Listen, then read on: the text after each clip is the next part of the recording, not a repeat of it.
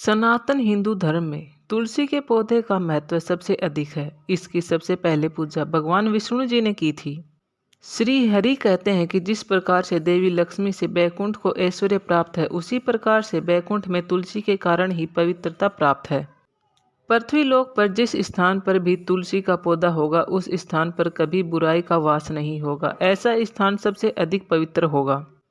इसी कारण से हमें हमारे घर में तुलसी का पौधा अवश्य ही लगाना चाहिए। तुलसी के पास दीपक जलाने से क्या होता है, आइए जानते हैं इस प्राचीन महान कथा के माध्यम से, जो भगवान श्री कृष्ण ने देवी सत्यभामा को सुनाई है। दोस्तों, एक समय की बात है, देवी सत्यभामा भगवान श्री कृष्ण के पास आकर उनसे पूछने लगती है, हे स्वामी, आपने मुझे तुलसी के पौधे को जल देने का महत्व तो सुना दिया, लेकिन तुलसी के पास दीपक जलाने का क्या महात्म्य है? रोज शाम को तुलसी के पास दीपक क्यों जलाया जाता है? इससे मनुष्य को कौन से फल प्राप्त होते हैं?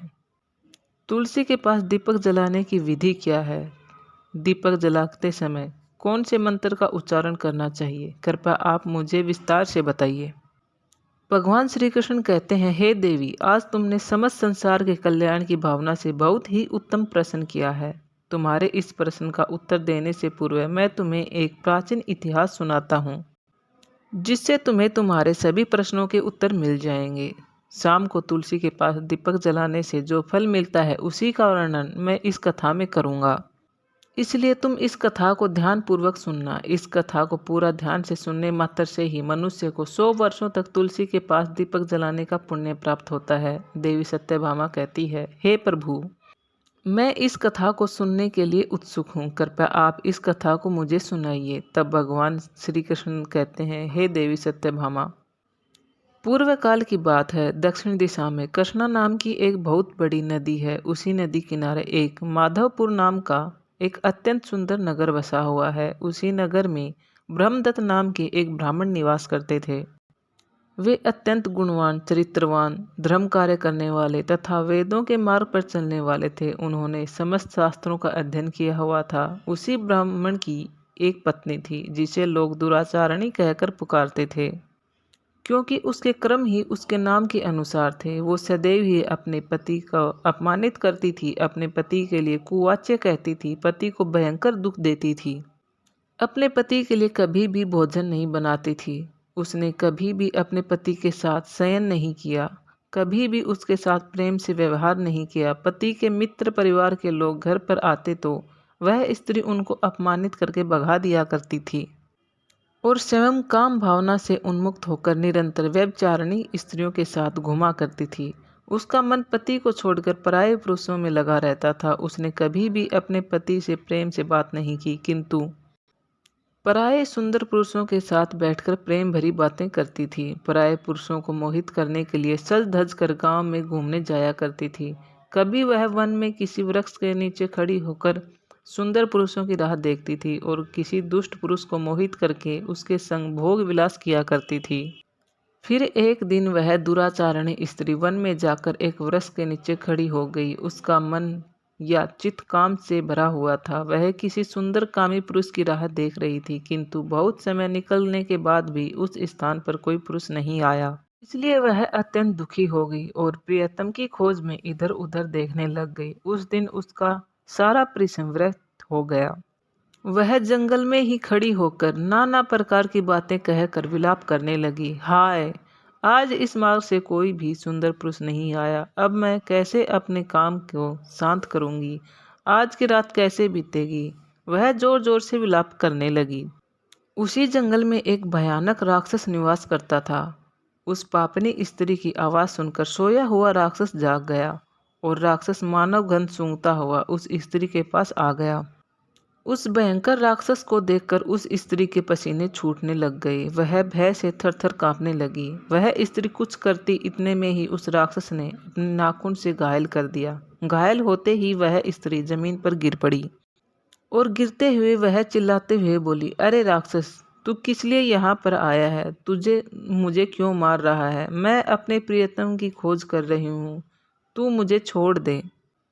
तुझे मेरा भक्षण करके क्या मिलेगा? उस स्त्री की यह बात सुनकर वह भयानक राक्षस क्षण भर के लिए रुक गया और हंसता हुआ बोलने लगा कि हे दुष्टा, आज विधाता ने तुझे मेरा ग्रास नियुक्त किया है। तुझ जैसी पापनी स्त्रियों का भक्षण करना मेरा काम है, तभी मुझे राक्षस योनि से मुक्ति मिलेगी। तभी वह स्त्री कहती है, हे राक्षस, तुम कौन हो? मुझे सच सच बताओ कि किस कारण से तुम्हें राक्षस होना पड़ा और तुम मुझ जैसी स्त्रियों का भक्षण क्यों करते हो? पहले मुझे सारी बात बताओ, फिर मेरा भक्षण करना। फिर वह राक्षस कहता है, हे पापनी, मैं तुझे मेरे पूर्व जन्म का वृत्तांत सुनाता हूँ, किस कारण से मुझे राक्षस होना पड़ा।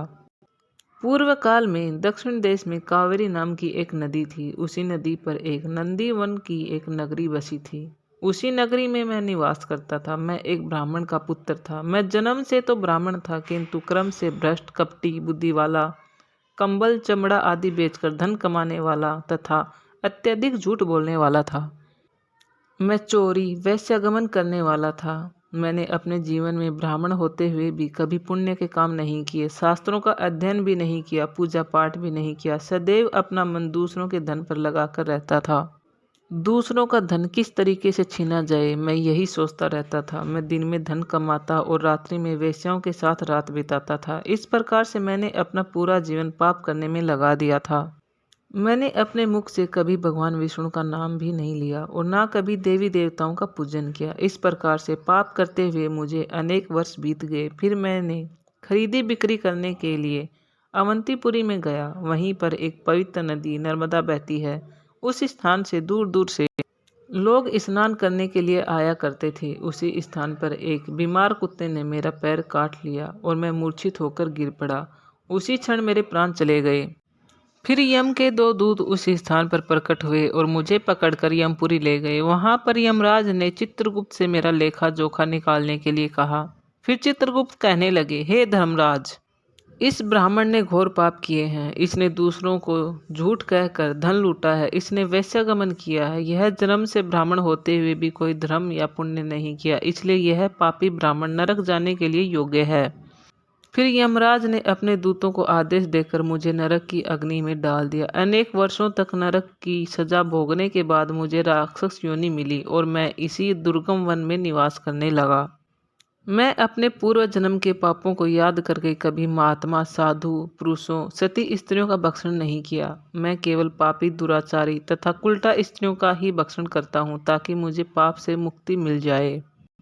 इस प्रकार से उस राक्षस ने अपने पूर्व जन्म का वृत्तांत सुना दिया और उस स्त्री से कहने लगा, हे पापनी, तेरे आचरण से तू उल्टा दिखाई पड़ती है। अपने पति को छोड़कर इस वन में तू अन्य पुरुषों से भोग विलास करने के लिए आई है, इसलिए तू मेरा ग्रास अवश्य बनेगी। इतना कहकर उस राक्षस ने अपने तीक्ष्ण नक्शों से उसकी तरफ अपने हाथ बढ़ाए तो वह स्त्री उस राक्षस के पैरों में गिर पड़ी और विलाप करने लगी। साथ ही विनती करते हुए बोली कि मुझे बहुत बड़ी भूल हुई है, मैं स्त्री कहलाने लायक नहीं हूँ।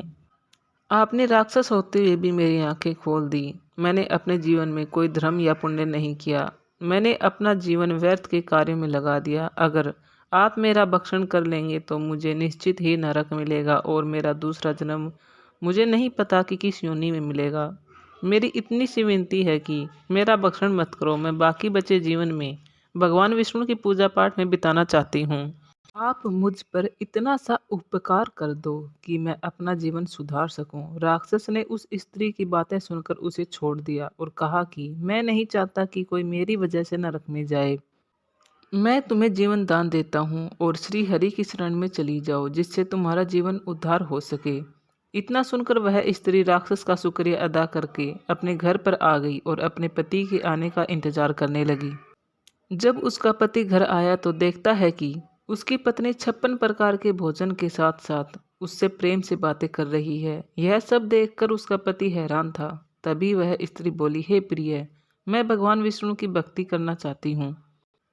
मैं सत्य मार्ग पर चलना चाहती हूँ। मैंने जितने भी पाप कर्म किए हैं उनके लिए मैं माफ़ी चाहती हूँ। कृपा करके आप मुझे मार्ग दिखाइए। ब्राह्मण बहुत ही समझदार था। उसने अपनी पत्नी को एक आश्रम का पता बताया और कहा कि वहाँ बहुत सारी स्त्रियाँ भगवान की भक्ति करती हैं, तुम उन्हीं के पास चली जाओ। वह स्त्री दूसरे दिन अपने पति द्वारा बताए गए आश्रम में चली गई। उसे पहुँचते पहुँचते शाम हो गई थी। उसने देखा कि आश्रम में बहुत सी औरतें हैं और उनमें कई औरतें तुलसी में दीपक प्रज्वलित कर रही हैं। उस पापिनी स्त्री ने भी उनको देखकर एक दीपक तुलसी में प्रज्वलित कर दिया और रात को उसी आश्रम में ठहर गई। रात को ही प्रकृति ने अपना ऐसा रूप दिखाया कि वहां पर बहुत बारिश हुई और जन धन की हानि हुई। उसी रात आश्रम की बहुत सी औरतें अपनी मृत्यु को प्राप्त हो गई।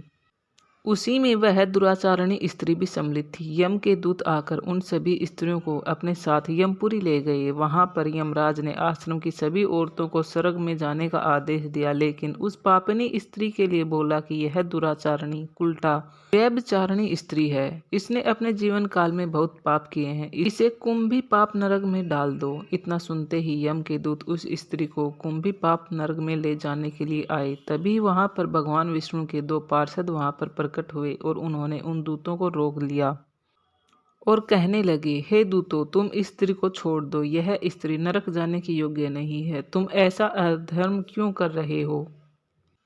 तब वो दूत बोले, हे पार्षद, यह स्त्री अत्यंत पापी है। आप किस कारण से इसे रोक रहे हो? तब पार्षद बोले, हे दूतों, यह स्त्री तो विष्णु भगवान की भक्त है। यह नरक जाने के योग्य नहीं है। इसने शाम को तुलसी के पास दीपक जलाया है। इसी कारण से इसके समस्त पाप नष्ट हो गए हैं। इसलिए अब यह नरक जाने के योग्य नहीं है। यह देवपुरी धाम में जाने की अधिकारी बन चुकी है। पार्षदों की बातें सुनकर उन यमदूतों ने उस स्त्री को छोड़ दिया। विष्णु के पार्षद उस स्त्री को अपने साथ ले गए। भगवान श्री कृष्ण कहते हैं, हे देवी सत्यभामा, इस प्रकार से तुलसी के पास केवल दीपक जलाने मात्र से मनुष्य के सभी पाप नष्ट हो जाते हैं। जो स्त्री नित्य शाम को तुलसी के पास दीपक जलाती है वह सौभाग्यशाली बनती है। उसके पूर्व जन्मों के सभी पाप नष्ट हो जाते हैं। उसे सुख समृद्धि की प्राप्ति होती है। रोज तुलसी के पास दीपक जलाते समय इस मंत्र का उच्चारण करना चाहिए। श्री महालक्ष्मी विद्या विद्यादायिनी यशस्वी धर्म्या धर्मानना देवी देवी देव मनः प्रिया लभते सूत्रा भक्ति मनते विष्णु पदम लभते। श्री कृष्ण कहते हैं, हजारों अमृत के घड़ों से नहलाने पर भी श्री हरि को उतनी तृप्ति नहीं होती जितनी मनुष्य के द्वारा तुलसी का एक पत्ता चढ़ाने मात्र से प्राप्त होती है। जो मनुष्य मृत्यु के समय अपने मुख से तुलसी पत्र का जल पा जाता है वह संपूर्ण पापों से मुक्त होकर श्री हरि के धाम चला जाता है। तो दोस्तों, इस प्रकार से भगवान श्री कृष्ण ने तुलसी के पौधे के पास दीपक जलाने का महत्व बताया है।